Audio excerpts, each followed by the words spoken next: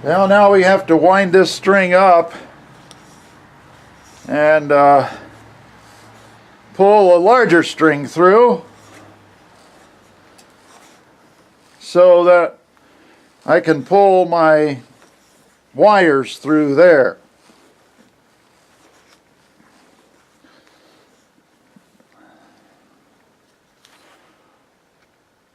If you're doing this by yourself, you might have to make some sort of arrangement like this. I got the string laying on my sawhorse, and hopefully it'll work that way. Well, as you can see, my large string came through, and now I'm just going to detach the small string, and we'll go from there, and then attach the electrical wires to the larger string.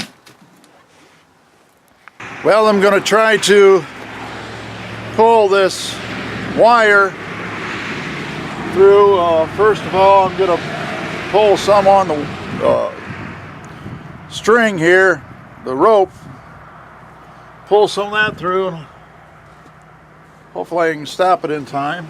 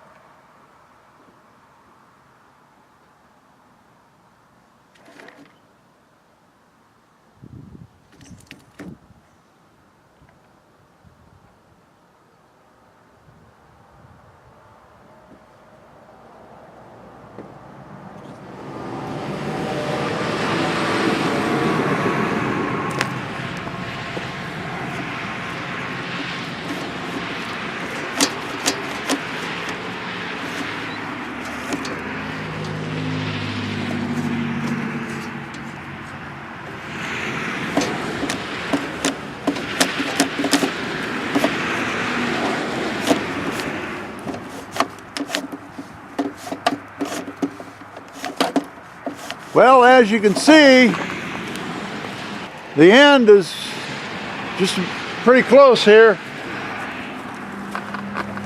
It's right here. It's the end of it. And if we go in here,